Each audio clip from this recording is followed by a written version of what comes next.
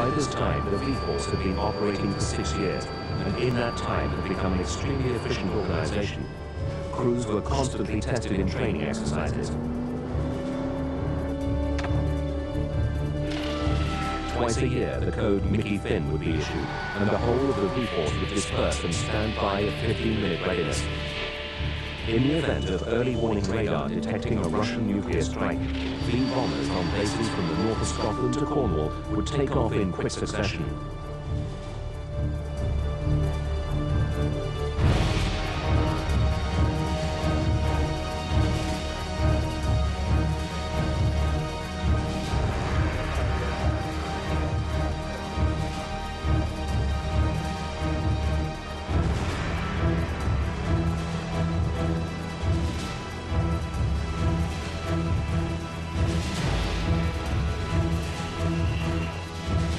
Like the Vulcan and Valiant, the Victor had anti-flash screens to black out the windows and protect the crew from the intense light from exploding nuclear weapons.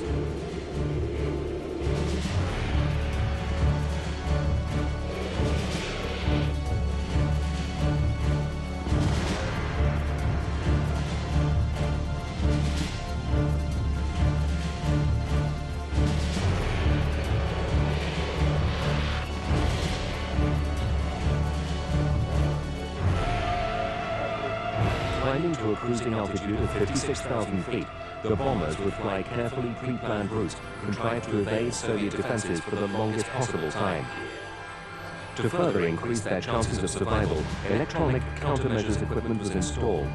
This worked by emitting radio interference or noise. The Soviets placed great emphasis on controlling their fighter operations rigidly from the ground.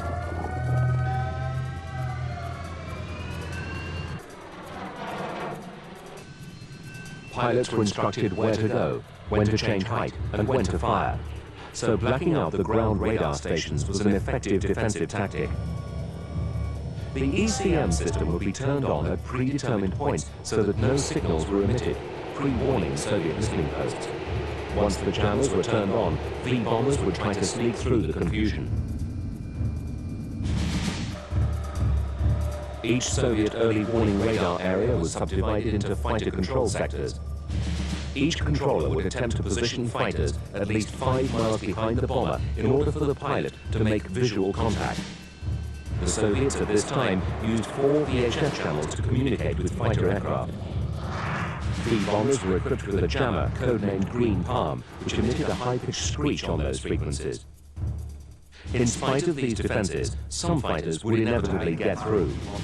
The V-bomber crews then had to rely on maneuvers to try to avoid detection. A modification to the H-2S radar called Fishpole would, under certain conditions, allow the nav radar to plot an approaching fighter.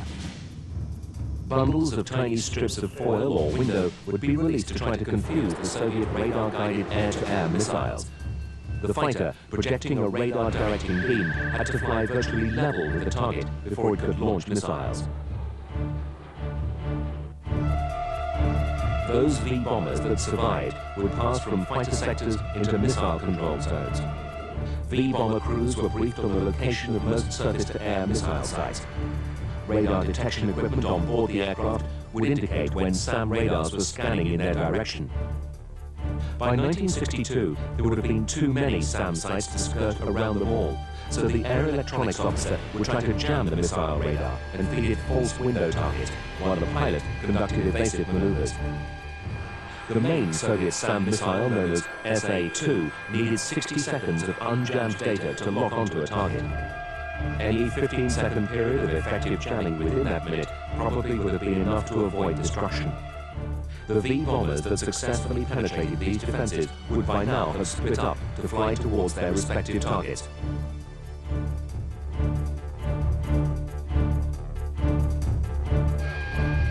At 60 miles from weapon release, navigation and bombing computers would be finally updated by the nav radar, who would now be able to see the aiming point on the screen.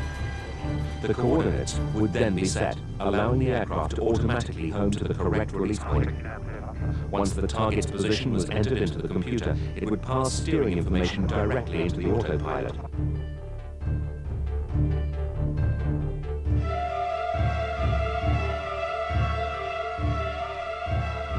Just before the bomb release point, bomb doors would automatically open. As the bomb fell, the bomber would have just over 1 minute to get clear. The escape maneuver employed was one devised by Vickers test pilot Brian Trubshaw. It necessitated a maximum rate turn through 180 degrees before departing on a reciprocal heading at full power. This called for a high degree of skill, as too slack a turn would be useless, as all anti-flash measures assumed that the aircraft was tail on to the blast. After this, crews were expected to try to get home. They were even given return routes, which were every bit as detailed as the outbound legs. Had this horrific scenario ever become a reality, however, there would be little or nothing for the bomber crews to return to. In the end, if a nuclear exchange ever occurred, the whole reason for the V-Force existence would be nullified. But to form an effective deterrent, the V-Force had to be an elite unit, with aircraft at the cutting edge of technology and highly trained men permanently prepared for action. We didn't honestly believe that we were ever going to go to war and drop this weapon. We believed that because we trained hard and made it obvious that we were training hard, we were dedicated, and we were ready to go, that in the end we wouldn't have to do it. And if we did, I mean, we had failed, and even though there is a possibility we might have survived our mission, none of us would want to think about what would happen after that, because we'd have no homes to go to, no families, and really no life. So not only had we failed, but the world had failed.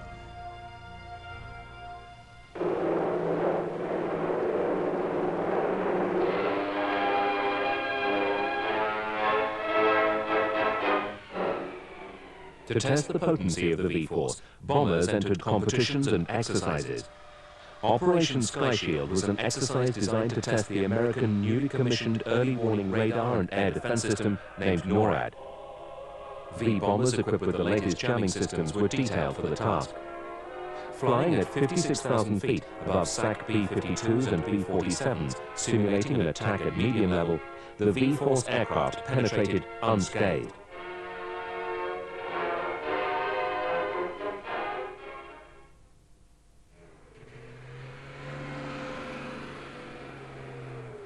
In response to ever-improving Soviet air defenses, the RAF commissioned a standoff missile system.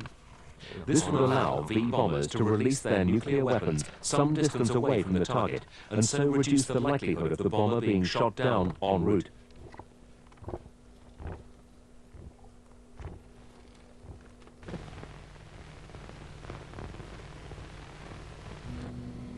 Codenamed Blue Steel, development work started on the project in 1956.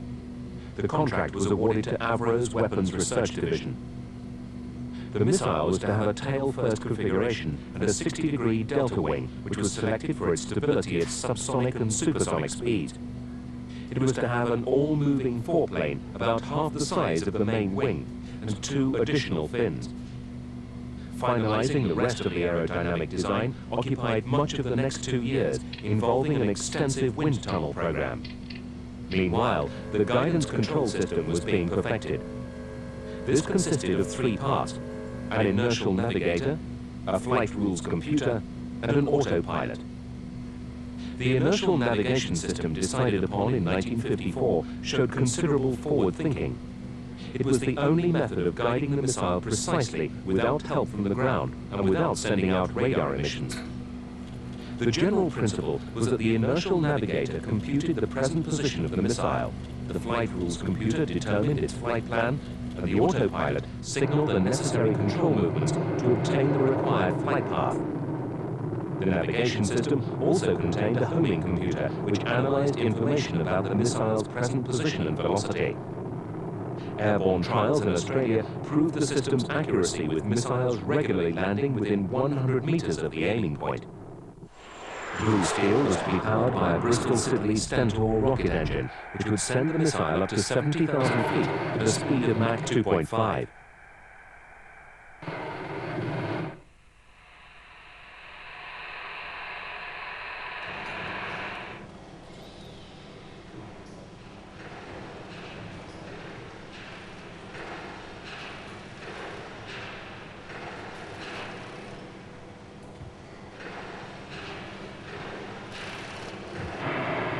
After a flight of 100 nautical miles, which took about 4 minutes, the missile would then dive onto the target.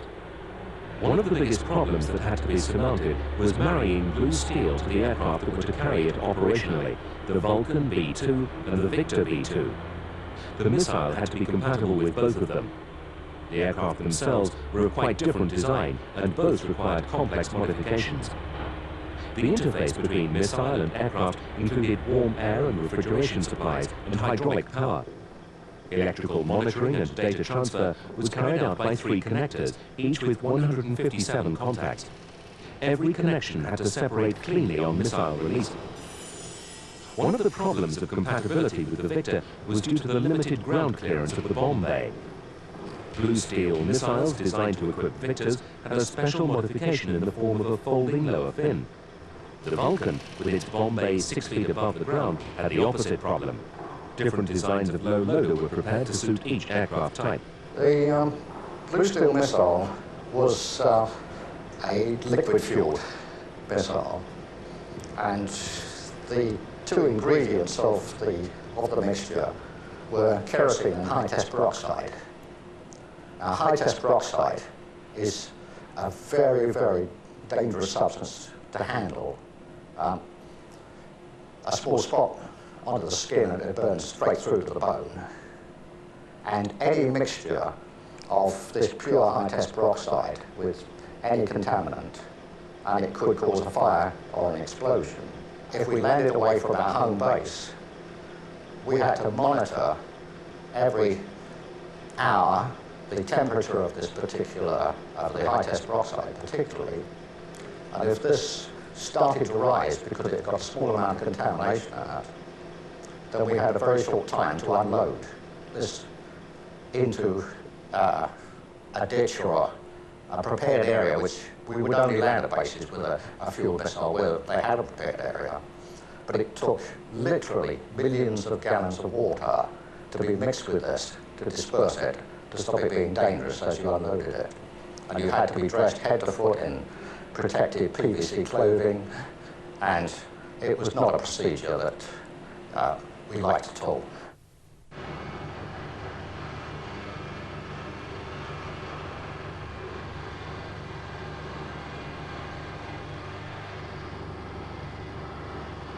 Handley Page equipped new Victors designed to take the missile with more powerful Rolls-Royce Conway Co-17 engines and a combustor igniter system. This would start all 4 engines simultaneously and reduce scramble time to an average of 1.5 minutes per aircraft. Of the 30 Victor B-2s built, 23 were converted to carry the standoff weapon, with the first being delivered to the RAF in July 1963.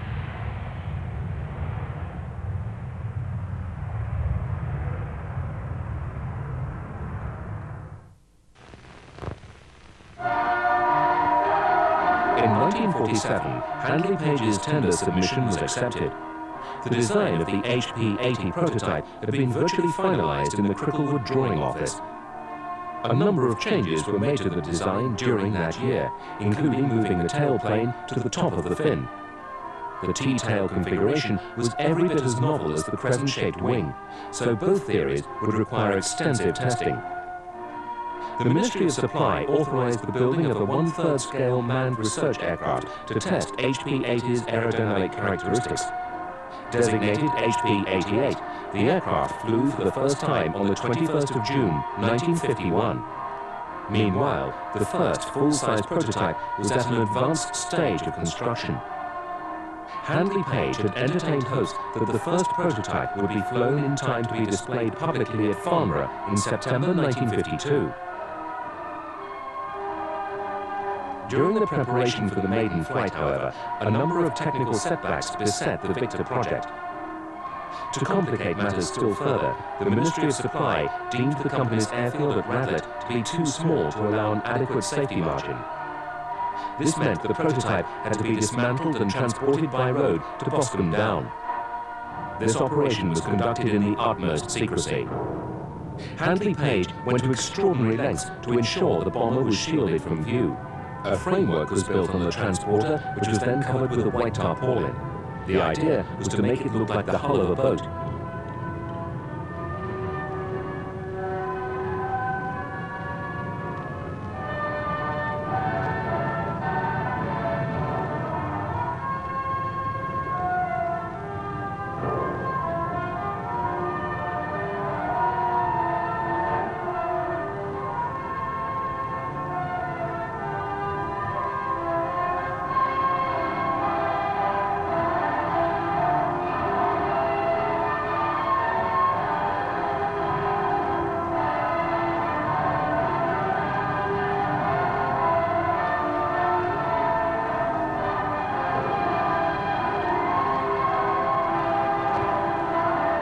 It was soon clear that the prototype would not be ready for the Farnborough air display.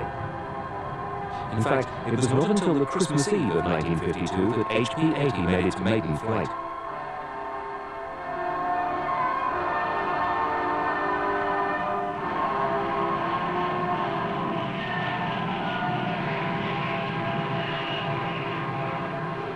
As the handle-plate Victor takes the air, we see a new shape rise in the sky. At all speeds near the ground, the crescent-winged aircraft controls easily enough to please the most exacting pilots. While at takeoff and landing, the attitude is normal enough to reassure the most conventional. These are important factors when pilot familiarization is considered. No small crescent-wing trainers are needed.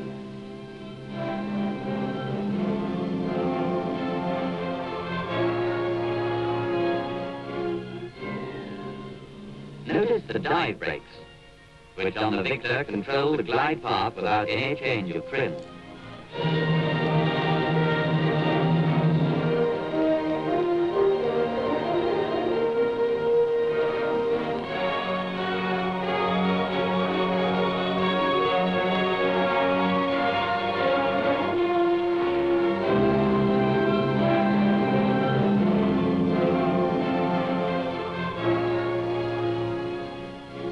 And now the Victor comes to land, and one of its most important features comes into play.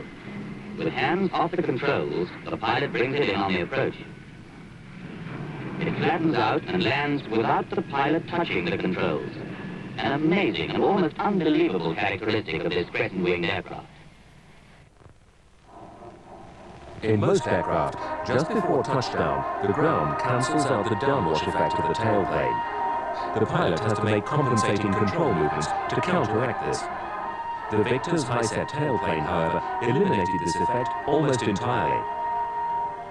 The aircraft's structure was just as unique. The wings were of a sandwich construction with a corrugated aluminium core, giving them considerable strength for their weight. Control surfaces operated through electrically actuated hydraulically powered control units. Engines were buried in the wing roots in engine compartments large enough to accommodate the more powerful power plants envisaged for later marks. Handley Page also employed revolutionary spot welding techniques to attach the outer skin to the core of the wing.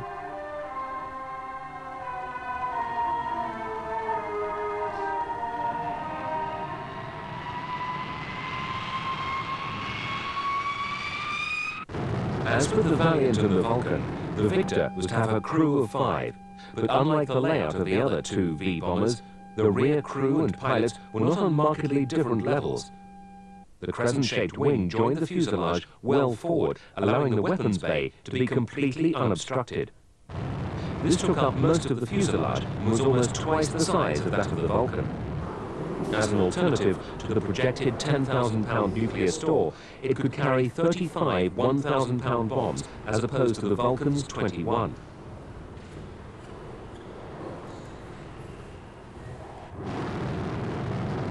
The prototype flight test program proceeded on schedule. High-altitude maneuvering trials in 1954 revealed good handling characteristics in steep turns at speeds of up to Mach 0.85. On the 14th of July, the prototype was involved in a series of high-speed, low-level runs over Cranfield Aerodrome. During one of these, disaster struck. The tail assembly started to flutter, and seconds later, the tailplane broke away, causing the aircraft to dive into the ground. The crew were killed in the crash. The cause was later attributed to fatigue failure of 3 bolts which joined the tailplane to the fin. The joint and tail were stiffened on the second prototype WB-775, and the first 25 production aircraft, which were now under construction, were fitted with a 4th bolt. The first of these flew in February 1956. The following year, the Victor became the largest aircraft in the world to break the sound barrier. Like the Avro Vulcan, the Victor was found to be capable of performance and aerobatics that belied its size. At Farnborough, it performed slow rolls, loops and rolls off the top. Avro and Handley Page always thought there would be a fly-off between the Vulcan and the Victor. This led to intense competition between the two companies. Both aeronautical firms could ill afford to lose the production contracts. When the two companies were getting their heads together, they were both facing similar problems, and they decided to have a meeting at Cricklewood, the home of Handley Page, to talk about common problems. When the meeting had started, there was a phone call, and the senior Avro man was called out, and he came back and said that one of his bosses, Sir Roy Dobson, was on the telephone and would not allow the meeting to continue, and they were not to talk to Handley Page, and they were to come back north as soon as possible. In terms of performance, both aircraft met the required specifications. The Victor had a longer range and higher ceiling because of its better maximum lift coefficient and lower drag. The Vulcan, on the other hand, had manifestly superior maneuverability and takeoff performance. The Victor 1 was always fitted with Sapphire 7 engines. The developed engine, the Sapphire 9, was cancelled. It was designed mainly for a fighter engine, designed as a fighter engine, and was cancelled, leaving the Victor always with just 11,000 pounds of thrust. The Vulcan was powered by Olympus engines, which were developed continually and always had more thrust available. The balance between the Victor and Vulcan is illustrated clearly by the Ministry of Supply's inability to choose between them. In the end, 86 Victors and 138 Vulcans were constructed. The major design improvement to the Victor B2 concerned the installation of a new power plant, the Rolls-Royce Conway engine, which produced 17,250 pounds of static thrust. The new engine would increase the ceiling altitude of the Victor, improving its chances of survival in a hostile SAM environment. The B2 also had a greater range, making it a more suitable platform for Blue Steel. The prototype B2 flew for the first time on the 20th of February 1959. On the 20th of August that year, this aircraft failed to return. The loss of this Victor and its crew heightened the debate on the safety features of V-Force aircraft. During the original design of the Victor, there is a story that goes that the original plan was to have the whole front of the aircraft from the pressure bulkhead forward, make it jettisonable from the rest of the aircraft so that if there was a problem, the entire cockpit would separate from the aircraft. But apparently during testing of this system on a model, the static line between the fuselage and the cockpit was made too short so that when they ran the test, the parachute deployed too soon, with the result that a successful jettison wouldn't have been possible. Because of this, ejection seats were installed at the front and the rear crew had to jump through the crew escape door. In February 1962, the first Victor B2 Squadron, number 139, formed at RAF Wittering. It was re-equipped with Blue Steel the following year. During this period, Soviet air defense systems were improving rapidly.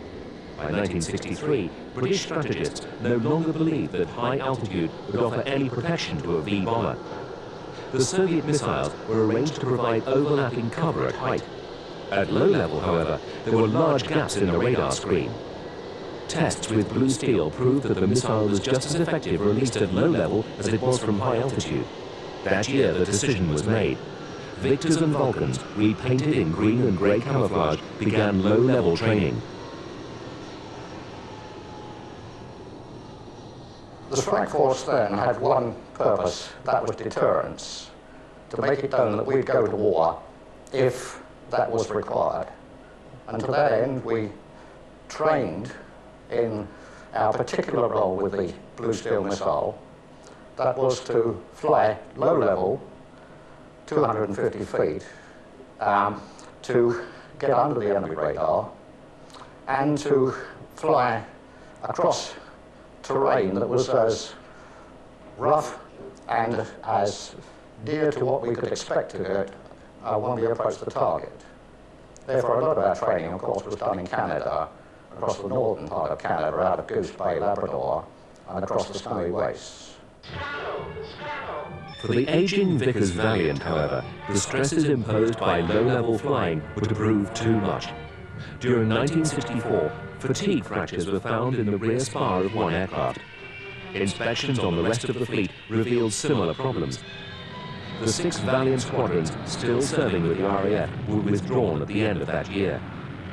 Together with the bomber squadrons, the Valiant tanker force were also prematurely retired. Their sudden demise left the RAF dangerously exposed without air-to-air refueling facilities. To fill the gap, the victors of 55 Squadron relinquished their bombing role in March of 1965 and were fully operational tankers by June. All through that year, the Handley Page Works at Radlett proceeded with further tanker conversion work. Another role vacated by the Valiant was that of reconnaissance. The Victor SR-2 was introduced in 1966 to fulfill this need. The Victor was particularly well equipped for that.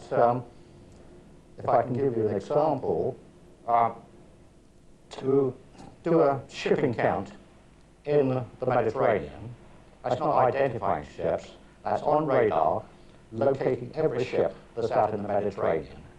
One Victor could do the whole Mediterranean in a 7 to 8 hour flight. There is no other system at the time, until the satellites started coming along, that could do that. And then, knowing the position of the fishing fleet, etc., we would work in conjunction with maritime aircraft, Nimrods and Chaperons. And if they were looking for a particular set of ships or they knew from our general plot which ones they could eliminate and where to go to make a positive identification of whatever shipping they were looking at. So the Victor, with its high level, I mean, it did that sort of run at 45,000 feet. It had the range to go from the UK to do the whole of the Mediterranean and then land in Cyprus in the one mission. No other aircraft could have done that at the time. The Victor gave up its strategic deterrent role in 1968 as the Navy's Polaris submarines came into service. Refueling operations with the converted Victor B-1 aircraft had revealed the requirement for converting the B-2 variant. Its longer range, increased power and greater fuel capacity would allow tanking to be carried out from airfields at high altitudes and in hot climates. It was originally planned that Victor K-2, as it would be known, would enter service in 1973. The collapse of the Handley Page Company in 1970 delayed the conversion. Ironically, the work was carried out at the former Vulcan factories at Chatterton and Woodford near Manchester. The primary role of the Victor was in support of fighter aircraft for the interception of intruders into UK airspace. The Lightning, for example, though a potent fighter, had a very limited range and relied heavily on air-to-air refueling to be effective.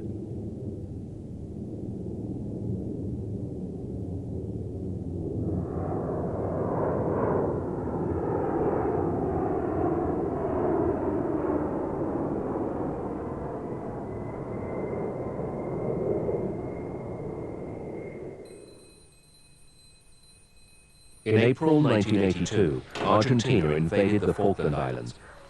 The nearest operating base available to the RAF was Wide Awake Airfield on the island of Ascension, 3,375 miles away from the Falklands. Victor tankers were needed to bridge the gap. Aircraft from 55 and 57 squadrons, as well as 232 Operation Conversion Unit, were tasked to support the British task force. Victors were also converted for maritime radar reconnaissance. Cameras were installed and improvements were made to the radar and long-range navigation systems. By the 29th of April, almost the entire Victor fleet was based on Ascension. The first task involved 4 Victors patrolling an area to the north of South Georgia. The information gained during one sortie, which took over 14 hours, helped make possible the retaking of the island by British troops.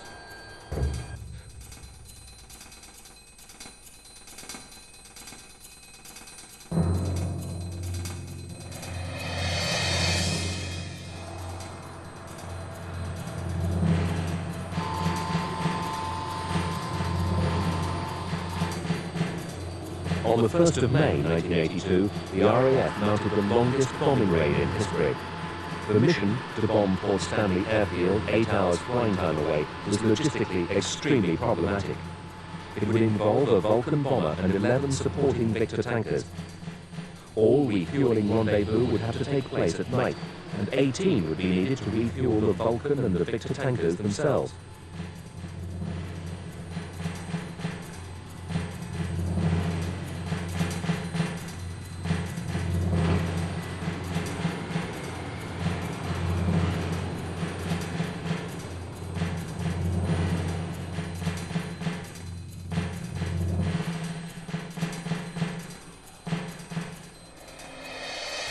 Juliet 57, clear takeoff, set speed 2906 knots.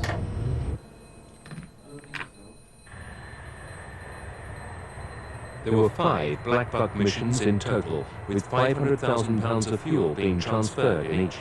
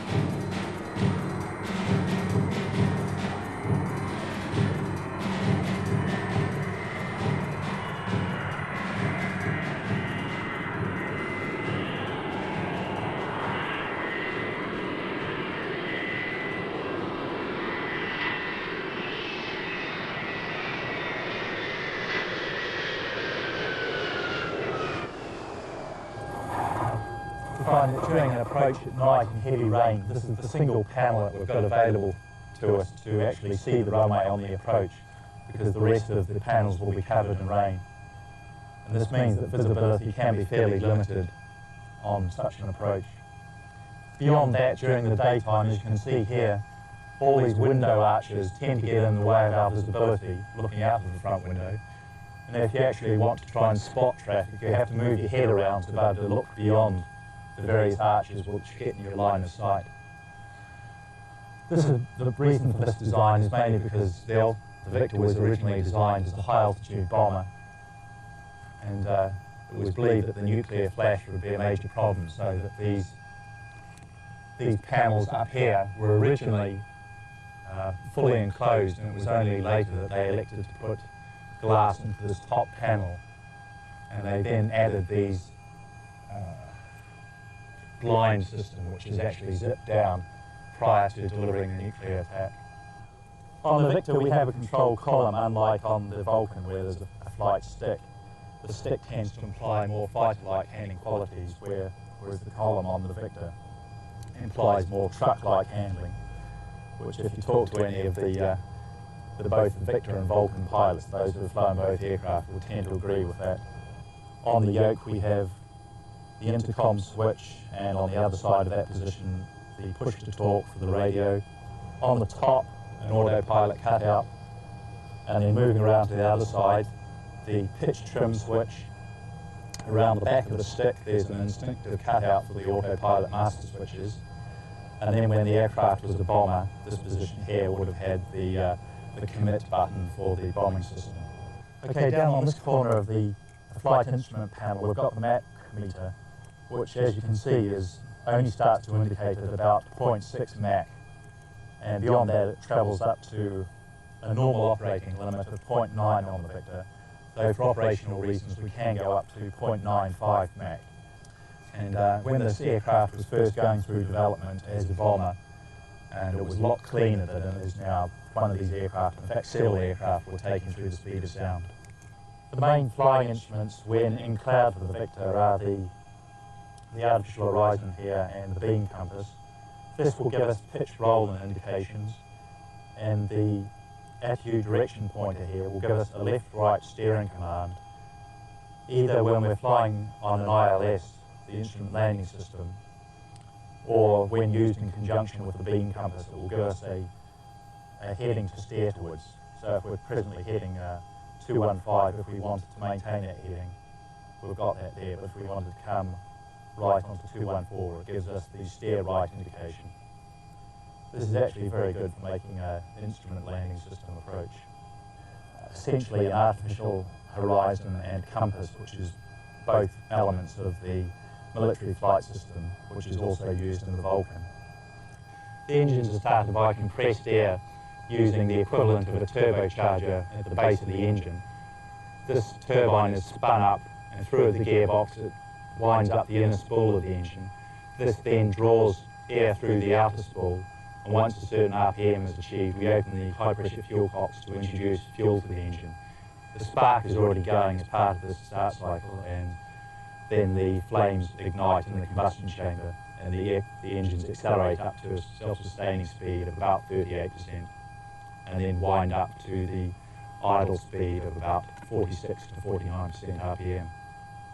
The normal start cycle takes 30 seconds using compressed air from the Auxiliary Airborne Power Plant, which is a small gas turbine down in the right-hand wing route, from a ground-based STAD or PLU system, which is essentially a compressed air source outside of the aircraft. And then the combustor start, which is a throwback to the days when the aircraft was a bomber. We could achieve a rapid start by selecting combustor, selecting all of the switches on with the ignition on, and by pressing this button and with the high pressure fuel cocks already open, the engines could start within 15 seconds.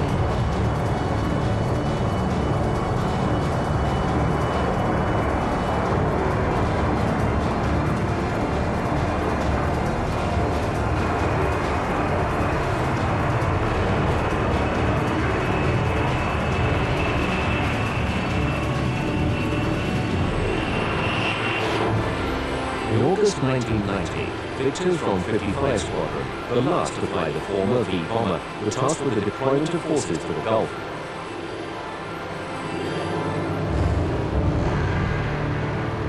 In December, after ground training was complete, victors supporting Jaguar and Tornadoes began flying. It became apparent that the initial plan to limit the Victor support to the RAF was impractical.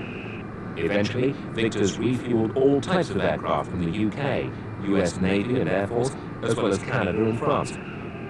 Sorties were flown into the heart of hostile territory.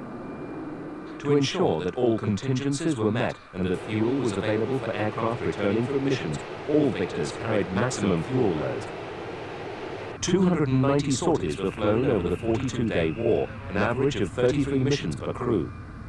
In spite of very poor weather and maximum takeoff waste eroding the aircraft's fatigue life, the Victors successfully completed every single sortie they were tasked to do.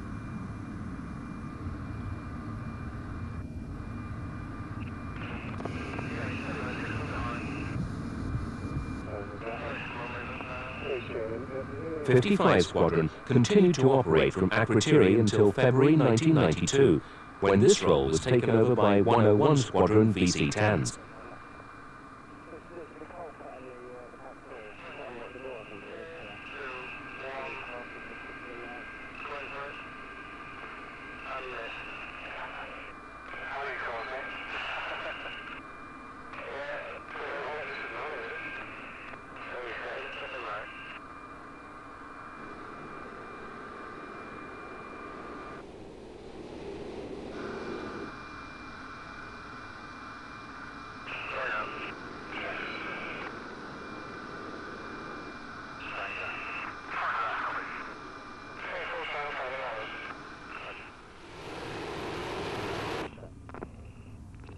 K2, 8 miles to left.